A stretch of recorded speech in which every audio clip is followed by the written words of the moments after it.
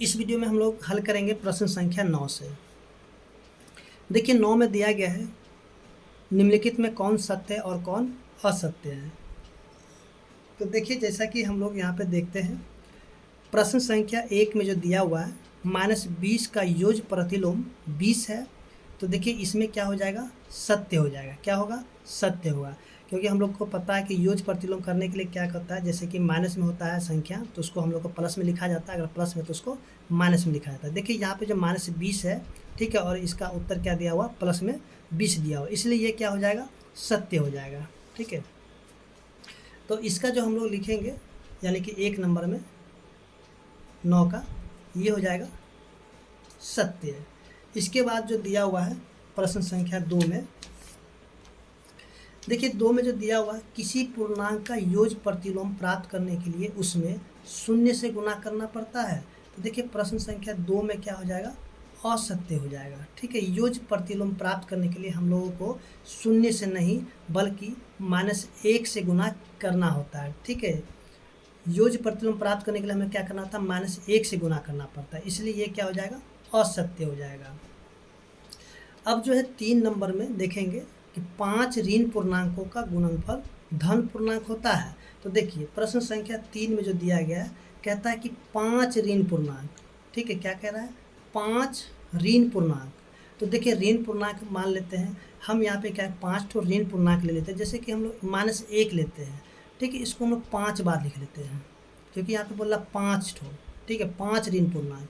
तो आप यहाँ पे -1 के अलावे कुछ और भी ले सकते हैं, -2, -3, यानी कि 5 ठो ऋण संख्या लेना होगा। तो देखिए यहाँ पे -1 को हम लोग 5 बार लिख लेते हैं।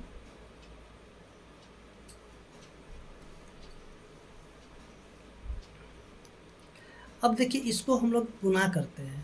तो देखिए यहाँ से 1 को हम लोग कितना, मैंने 1 को अगर 1 लाख बार भी लिख करके गुना करेंगे तो उसका उत्तर कितना होता है, 1 होता है। ठीक है, 1 ही होता है। अब हम लोग को यहाँ पर देखना है, जैसे कि माइनस को गुना करते हैं माइनस से, तो क्या हो जाता है, देखिए इन दोनों को गुना करेंगे तो हो जाएगा प्लस, इन दोनों को गुना करेंगे तो हो जाएगा प्लस। ठीक है, यानी कि ये भी प्लस में हो गया, ये भी प्लस में हो गया। अब मान लीजिए प्लस को गुना करें प्लस से तो हो जाता है प्लस। अब यहाँ से प्लस है और यहाँ पे माइनस है, तो प्लस को जब गुना करते हैं माइनस से तो क्या हो जाता है, माइनस होता है, यानी कि ये जो 1 है यानी कि माइनस में 1 हो जाएगा।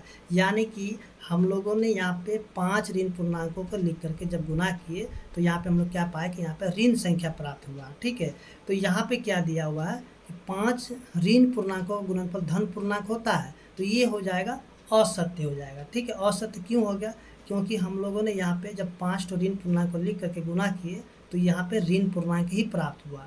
ठीक है, लेकिन यहाँ पे कह रहा धन पूर्णांक, जो कि ये गलत है, यानी कि असत्य हो जाएगा। इसके बाद जो है प्रश्न संख्या जो कि 4 है, देखिए 4 में क्या दिया हुआ है, 4 ऋण पूर्णांक का गुणनफल धन पूर्णांक होता है। तो यहाँ पे भी देखिए यहाँ पे क्या है, 4 ऋण पूर्णांक। तो चलिए हम लोग 4 ऋण पूर्णांक लिख देते हैं, जैसे कि -1 को हम लोग लिखते हैं 4 बार। देखिए -1 को हम लोगों ने 4 बार लिख लिया। अब इसको गुना करते हैं। देखिए 1 को हम लोग कितने बार भी गुना करेंगे तो उसका उत्तर 1 ही होगा, तो हम लोग 1 लिख लेते हैं। अब देखिए ये 2 ठो माइनस को जब गुना करेंगे तो हो जाता है प्लस, और इन दोनों को जब गुना करेंगे तो हो जाएगा प्लस, और प्लस को जब प्लस से गुना करते तो हो जाता है प्लस। तो यानी कि 1 क्या हो जाएगा, 1 हो जाएगा प्लस में। तो यहाँ पे दिया हुआ 4 ऋण पूर्णांक का गुणनफल धन पूर्णांक होता है, तो ये क्या हो जाएगा, सत्य हो जाएगा। ठीक है, सत्य क्यों हुआ, यहाँ पे आपको दिखा दिया गया किस प्रकार से ये सत्य होगा। अब देखिए यहाँ से जो दिया हुआ है -4 को जब 1 से गुना कराएंगे तो क्या -4 होगा, तो ये भी आपका क्या हो जाएगा, यानी प्रश्न संख्या 5 है, तो ये आपका सत्य हो जाएगा। ठीक है, -4 को गुना करेंगे 1 से तो -4 होगा, इसलिए सत्य होगा। इसके बाद जो 6 नंबर प्रश्न है, -5 को जब गुना करते हैं 0 से तो क्या 0 होगा, तो बिल्कुल सही है। ठीक है, ये भी क्या हो जाएगा, सत्य होगा, क्योंकि हम लोगों को पता है किसी भी संख्या को अगर शून्य से गुना करते हैं तो उसका गुणनफल क्या होता है, शून्य के बराबर ही प्राप्त होता है। तो यहाँ पे शून्य ही दिया हुआ है, इसलिए सत्य हो जाएगा। तो उम्मीद करते हैं कि आपको जो प्रश्न संख्या 9 समझ में आ गया होगा। इसके बाद जो हम लोग देखते हैं प्रश्न संख्या 10, जैसे कि आप यहाँ पे देख रहे दिया हुआ प्रश्न संख्या 10। देखिए 10 में जो दिया गया है, निम्नलिखित पूर्णांकों के गुणा में सही कथनों के आगे सही का निशान लगाएं और जो भी गलत होगा गलत कथनों को ठीक करके लिखना होगा। तो देखिए सबसे पहले यहाँ पे अगर ध्यान देते हैं 1 नंबर प्रश्न में कि 2 गुना में -3, तो 2 को जब -3 से गुना करें क्या -6 होगा।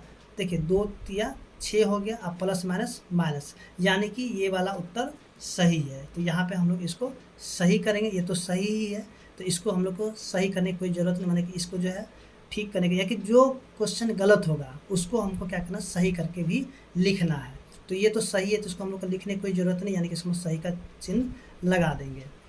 इसके बाद जो है यहाँ पे देखते हैं, जो कि प्रश्न संख्या 2 दिया हुआ है, -4 को गुना करेंगे +8 से तो क्या होगा, यानी कि प्लस में 32 होगा। तो ये क्या हो जाएगा, गलत होगा, ठीक है।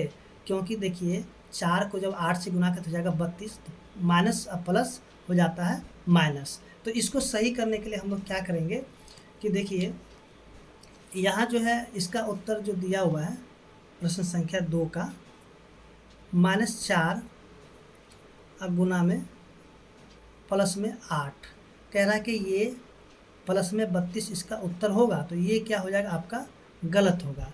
तो देखिए ये गलत होगा, तो फिर सही क्या होगा, तो सही के लिए हम लोग क्या करेंगे, लिखेंगे -4 गुना में माइनस में 8।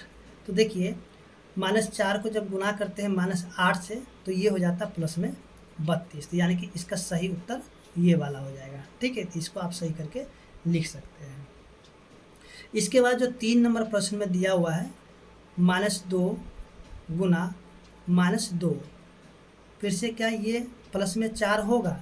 देखिए यहाँ पे जो है ना, ये वाला आपका उत्तर सही है, ठीक है। -2 को जब गुना करते हैं -2 से, तो प्लस में 4 इसका उत्तर हो जाता है।